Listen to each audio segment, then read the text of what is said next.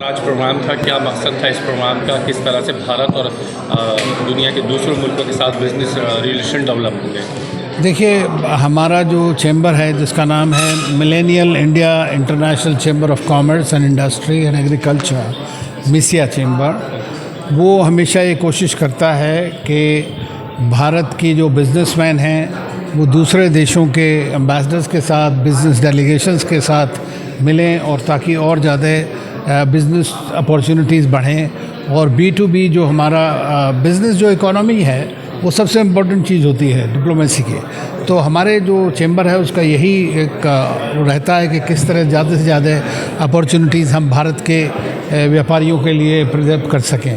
तो इस तरह हम डिफरेंट रीजन्स के ऊपर बात करते हैं। आज का जो मीटिंग है वो है भारत की वेस्ट एशिया, पश्चिमी एशिया, मिडल ईस्ट जिसको बोलते हैं, जैसे अरब कंट्रीज़ हैं, UAE, सऊदी अरेबिया, कुवैत, कतार, उस टाइप के, इजिप्ट, जॉर्डन।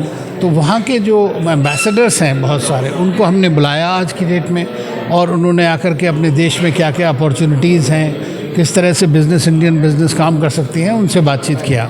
उसके अलावा जो हमारा एक आज उनके मिनिस्टर ट्रेड जो हैं, minister of state for trade Morocco के थे, वो एक बिज़नेस डेलीगेशन को लेकर के आए हैं यहाँ पे।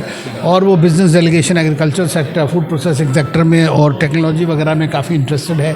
और उसके साथ जिन लोगों ने आज हमारे इंडियन बिजनेसमैन यहाँ पार्टिसिपेट कर रहे हैं, उनको एक बड़ा अच्छा मौका मिला कि वो उनके साथ में बातचीत करेंगे और अपनी अपॉर्चुनिटीज़ को आगे बढ़ाएंगे, और तभी इस तरह से बिज़नेस टू बिज़नेस कोऑपरेशन बढ़ेगा। सर, टैरिफ लगने के बाद कितना असर अब आपको लगता है? देखिए, टैरिफ तो जो है वो अमेरिका के साथ की बात है, और वो तो जब से रिजॉल्व हो ही जाएगा। सरकार लगी हुई है, हमारे जो ट्रेड मिनिस्टर हैं पीयूष गोयल जी, वो वाशिंगटन गए हुए हैं, तो डिस्कशन चल रहे हैं उसमें।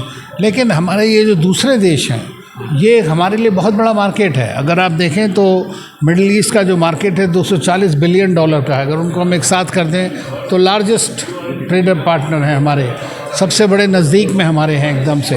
हमेशा से मैरीटाइम ट्रेड जो है उनके साथ में रहा है।